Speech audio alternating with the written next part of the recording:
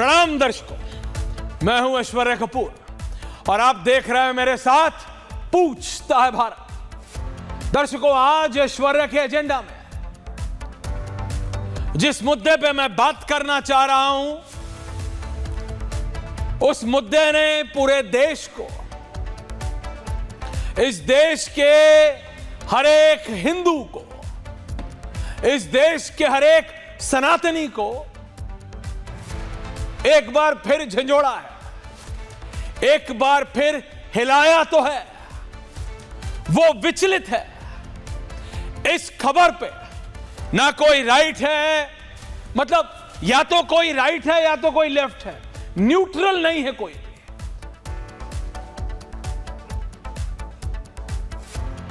मैं बात कर रहा हूं अपने आप को शंकराचार्य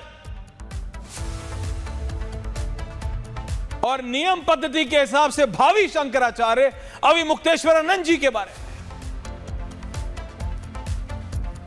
अविमुक्तेश्वरानंद जी, अगर आप संतों में जाएंगे तो हिंदुस्तान के, भारत के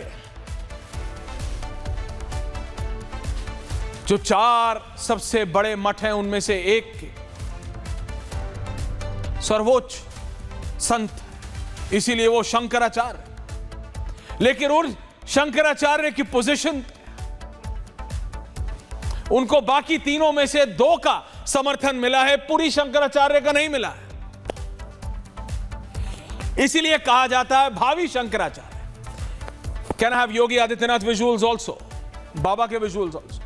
इसलिए वो वीडियो कॉल या ऑडियो कॉल जो कि अविमुक्तेश्वरानंद जी द्वारा बहुत सुनाई गई लोगों को, जिसमें उनकी और उत्तर प्रदेश के मुख्यमंत्री यानी बाबा और अविमुक्तेश्वरानंद जी की बात हो रही है, उसमें बाबा भी जो खुद गोरखनाथ पीठ के पीठाधीश्वर हैं, उनको कह रहे हैं आप हमारे भावी शंकराचार्य हैं, यानी होने वाले शंकराचार्य हैं।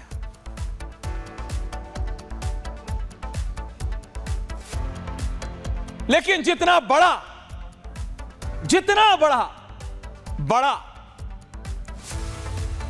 अविमुक्तेश्वरानंद जी का सनातन में उनका पद है, शंकराचार्य, भावी शंकराचार्य, जो आरोप उनके ऊपर लगा है,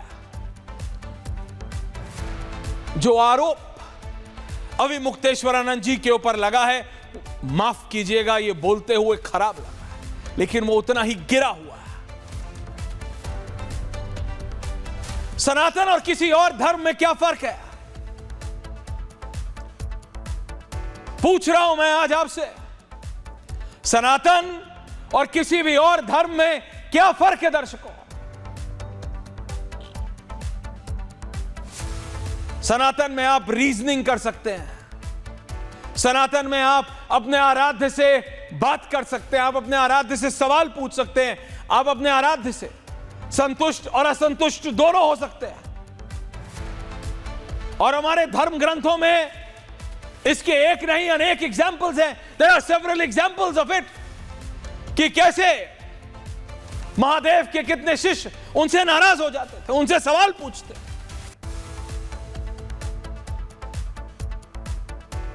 और कैसे महादेव बड़े से बड़े असुर को भी कितना बड़ा आशीर्वाद दे देते थे, लेकिन फिर भी उसमें एक लकूना छोड़ देते थे, यानी एक गैप छोड़ देते थे, और फिर उसका सर्वनाश तय होता था। सनातन धर्म कोई आम नजरिए से देखेगा तो उसको समझ आएगा नहीं, उसके लिए बहुत कॉम्प्लेक्स लगेगा, उसको लगेगा कि ये क्या है। लेकिन आज एक बार फिर हम 140 करोड़ भारतीय एक अंतर्द्वंद से गुजर रहे हैं, एक मानसिक अंतर्द्वंद। एक ऐसे व्यक्ति जिनको इतनी इज्जत देते हैं सनातनी, हर एक सनातनी, और अंदर से तस्वीरें आ रही हैं, जरा विजुअल चलाइए। अविमुक्तेश्वरानंद जी बैठे हैं, उनके सामने लोग आ रहे हैं, महिलाएं आ रही हैं, रो रही हैं,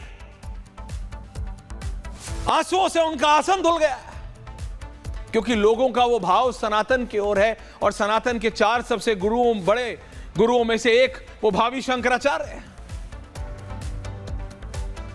इसीलिए आज इस मुद्दे पे बात करना बेहद जरूरी हो गया है। क्योंकि भारत बटा हुआ है, हर एक सनातनी बटा हुआ है इस पे।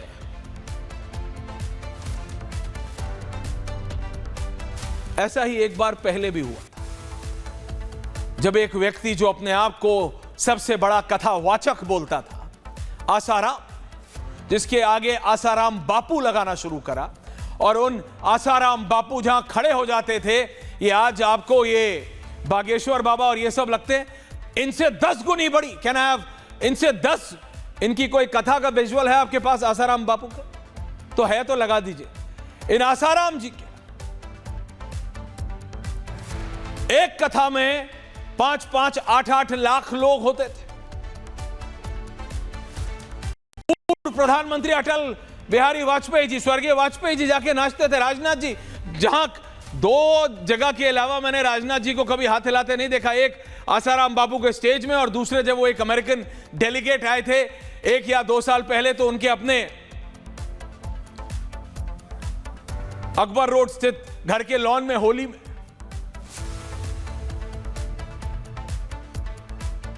जब आसाराम के ऊपर ये आरोप लगे थे, मॉलेस्टेशन, सेक्सुअल एक्सप्लॉयटेशन, घिनौने गिरे हुए अपराध, जब ये घिनौने आरोप लगे थे, तो संत समाज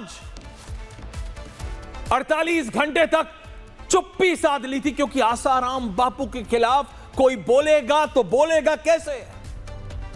नाम नहीं लूंगा, लेकिन अपने आप को बहुत तेज बताने वाले चैनलों के उस समय के हेड्स या सुपर हेड्स ने हथियार डाल दिए थे। बोलो भैया ये खबर मत चलाना। नेताओं से लेके जजों तक और पुलिस अफसरों से लेके ये विदेशी बड़े बड़े इंडस्ट्रियलिस्टों तक सब इनके चेले हैं, तो मेरा चैनल बंद करवाओगे? कितनी बार, कहां कहां इनका केस, यहां कभी यहां कभी वहां कभी यहां कभी ऐसे। लेकिन जिसकी आराधना करते हुए आप इतने बड़े बने, जिसका नाम लेते हुए आप इतने बड़े बने कि लाखों नहीं, हजारों नहीं, करोड़ों हिंदुस्तानी आप पर अंध भरोसा करने लगे, अंधा भरोसा।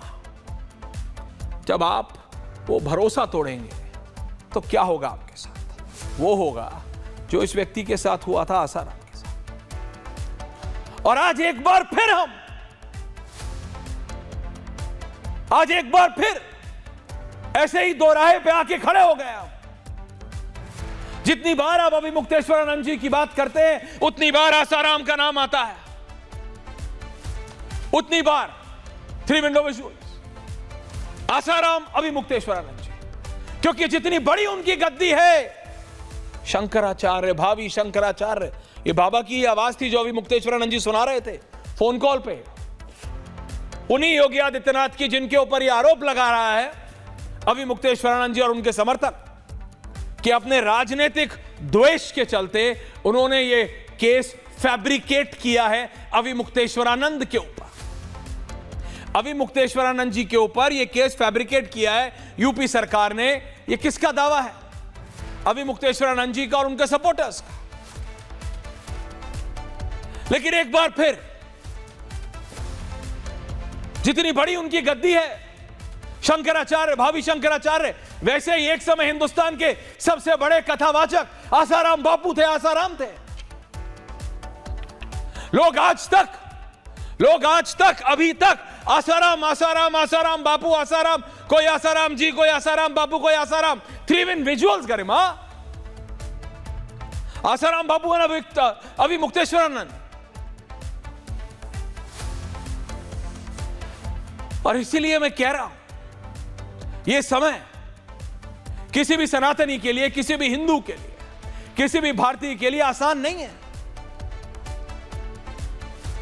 आप जिनके सामने जाके हथियार डाल देते हो, आप जब दुनिया से त्रस्त हो, आप जब अपने घर वालों से, बाहर वालों से जब दुनिया से त्रस्त हो जाओ, तब जाके कोई किसी संत के आगे हथियार डाल देता है। और उन संतों के संत होते हैं शंकराचार्य, द 4 शंकराचार्यज इन दिस कंट्री व्यूअर्स। और जब उस गद्दी पर बैठे हुए या बैठने वाले जैसे अभी मुक्तेश्वरानंद जी के लिए कहा जाता है भावी शंकराचार्य, या दो शंकराचार्यों का है आशीर्वाद, पूरी पीठ का नहीं है, इसलिए भावी शंकराचार्य। हालांकि वो कहते हैं कि वो शंकराचार्य है, उस पर भी कंट्रोवर्सी है। जब उनके ऊपर इतना गिरा हुआ आरोप लगे तो मन आहत होता है, ये नेचुरल है। मानने को तैयार नहीं होता, कोई सनातनी मानेगा नहीं, कोई आदमी इसको मानने को तैयार नहीं होगा कि एक व्यक्ति जो सनातन पूजा पद्धति के उस स्तंभ पे हो, उस पायदान पे हो, उस गद्दी पे बैठा हो, जो अपने नाम के आगे शंकराचार्य लगाते हैं, उनके ऊपर ऐसी गिरी हुई, ऐसा गिरा हुआ, ऐसा निम्न स्तर का आरोप, किस हिंदू, किस सनातनी का मन व्यथित नहीं होगा? कौन परेशान नहीं होगा?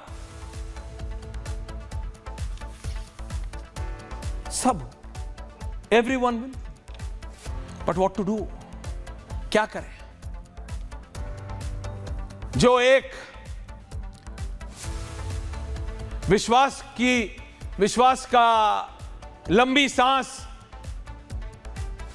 हम सब ने तब ली थी जब आसाराम के ऊपर वो आरोप लगे थे, और भरोसा किया था हमारी जुडिशरी पे कि सच सामने आएगा। इसके और इसके सुपुत्र के ऊपर जब लगे थे, आसाराम बापू के ऊपर,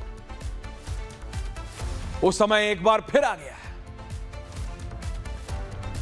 और इसलिए आज जरूरी है, जितने संत, जितने साधु, जितनी साध्वी, आप सब पूजनीय हैं, लेकिन जब मेरे डिबेट पे आए, पूछता है भारत में आए, तो आप ये बताएं कि ये सनातन में ही हो सकता है। इट्स ओनली पॉसिबल इन सनातन, कि आप जिसको पूजते हैं उसके ऊपर भी अगर सवाल या लांछन कहते हैं ना हिंदी में, लगे, और इतने निम्न स्तर के, इतने गिरे हुए स्तर के, किसी और धर्म में तो बात ही नहीं आती। ऐसा नहीं कि होता नहीं, होता है। लेकिन अभी ये कंट्रोवर्शियल इसलिए बन गया है दर्शकों, इसलिए नहीं कि वो हिंदू धर्म गुरु हैं और वो भी सबसे बड़े, इसलिए क्योंकि ये आरोप लगाया जा रहा है सत्ता पक्ष के द्वारा, यानी बीजेपी, कि अभी मुक्तेश्वरानंद जी विपक्ष के सनातनी चेहरा बन गए, विपक्ष के हिंदू चेहरा बन गए। अभी मुक्तेश्वरानंद जी से मैंने डायरेक्टली पूछा था कि क्या आपका कोई राजनीतिक एम्बिशन है, तो उन्होंने कहा था मैं राजनीति सुधारना चाहता हूं, मेरा काम सनातन मुझे सिखाता है। उन्होंने कहा कि मैंने बिहार में कैंडिडेट्स उतारे थे, और वो भी पहली बार नहीं था, और कहा था आगे भी उतारूंगा अगर जरूरत पड़ी। और ये बात बीजेपी उठा लेती है और कहती है कि असली कारण ही ये है। लेकिन इस बार ये मुद्दा कैसे शुरू हुआ और कहां तक पहुंच गया है, और कौन से वो गिरे हुए लांछन है जो एक भावी शंकराचार्य पे लगे हैं, ये special report and then we debate.